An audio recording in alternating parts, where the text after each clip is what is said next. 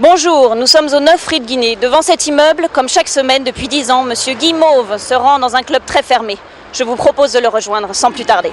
Voilà, je dirais que, disons, actuellement, vous êtes donc dans l'enceinte un petit peu du club des Guy, hein, dont je suis le père cofondateur. L'histoire a un petit peu commencé de par mon nom, hein, Guy Mauve, hein, bon ben ça va, hein, vous aurez compris un petit peu le système, hein, c'est-à-dire que c'est un petit peu malheureusement la risée un petit peu de mes camarades d'école, de mes camarades de classe. C'était la Guy Mauve par-ci, la Guy Mauve par-là. J'en ai énormément souffert. Là est partie l'idée de créer le club des Guy.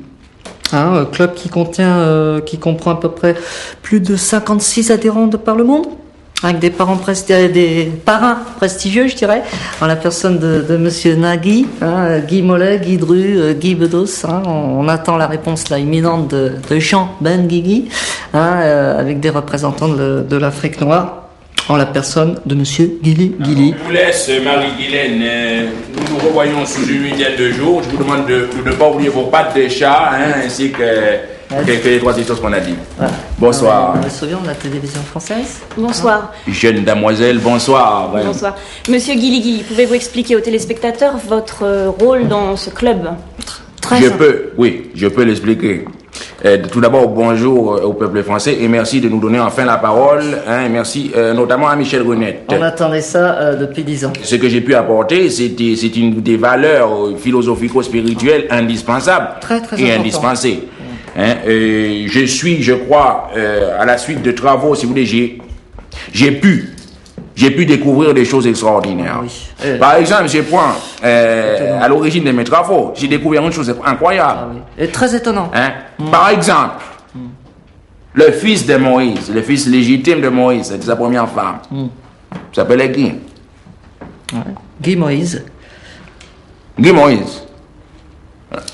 C'est pas, hein, je vous regarde comme ça, hein? Non, mais il y a des choses. On a découvert que des grandes personnalités très connues, je pense notamment à Guy Kissinger, Guy Einstein, Guy Gandhi, Guy Kennedy. Guy Napoléon. Je ne sais pas si vous essayez de répercuter les répercussions de ce qu'on est en train de dire. Hein, c'est absolument extraordinaire.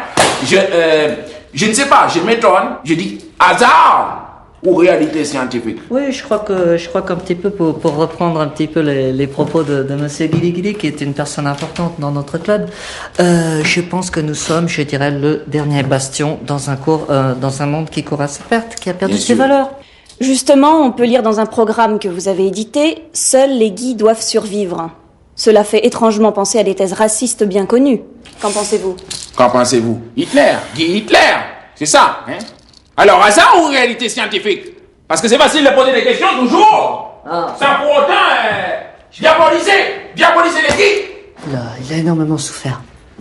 Voilà, non, je crois que... Il y a des choses qu'on peut dire, hein, que la France peut savoir, hein. Je pense qu'on va parler un petit peu de nos activités. Alors, je dirais que tous les 15 mars, nous faisons des activités que nous proposons aux guillistes. Hein. Je crois que vous pouvez en parler, hein, si vous êtes un petit peu calmé. Hein, ce n'est pas... Je suis un peu calmé, il y a des choses qu'on ne dit pas, madame. Ce n'est pas terrible. Des parallèles qui sont regrettables. Politique de diabolisation systématique qui est organisée sur les guides depuis à peu près 25 ans. C'est très grave, c'est très grave, là, ce qui se passe. Arrêtez.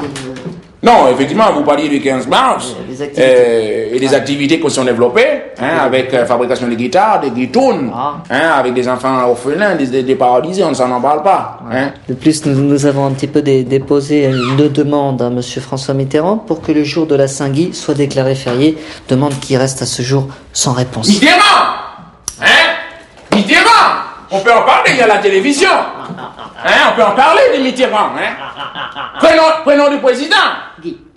Guy Mitterrand. Voilà. Alors, hasard ou réalité scientifique? C'est très grave. On touche à l'intouchable. Nous avons voulu savoir ce qui se cachait derrière cette façade. Et pour ce faire, nous avons rencontré Monsieur Guignol, qui a désiré garder l'anonymat. Je suis dans le noir, là. Hein. On me reconnaît pas. Hein. Oui, ne vous inquiétez pas. Ouais, merci. Je suis rentré dans l'association en 89. Ils m'ont beaucoup aidé. Rapport à mon nom, hein.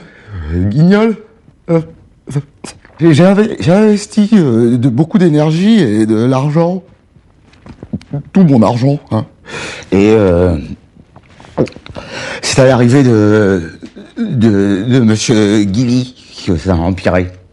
Il faisait de la magie noire pour communiquer avec les esprits du Grand Guy, pour faire une offrande au Grand Guy.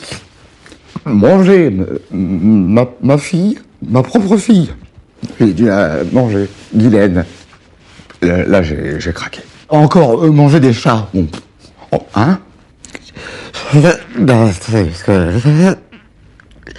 J'ai tiré un trait, moi, sur ces pratiques. Ils sont fous. Un soir, Guy, vous avez fumé du Guy? Fumer du Guy. Ils ont des relations partout, dans les milieux politiques, dans les milieux sportifs. Ils ont des contacts avec les planètes. Ils sont sur Terre pour nous exterminer.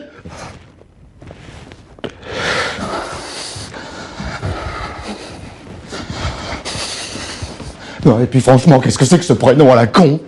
N'appelez jamais vos enfants Guy, jamais. On est au courant des accusations de Monsieur Niol. Enfin, je crois que c'est une personne qui a un peu perdu la tête, qui est légèrement névrosée. Je pense qu'elle a été très atteinte par la perte de sa fille dans cet accident de voiture malheureux. Non, c'est un petit peu rien du tout. C'est une personne qui a des problèmes personnels, il est bien gras, ce chat, il est beau. D'ailleurs, depuis le départ, j'avais remarqué que cette personne n'était pas dans la ligne. Elle avait le regard qui fuyait, elle avait le regard qui était sur moi. Pas dans la ligne de conduite. Mais bon, ça vous savez, il y a toujours des brebis galeuses. Hein. C'est tout.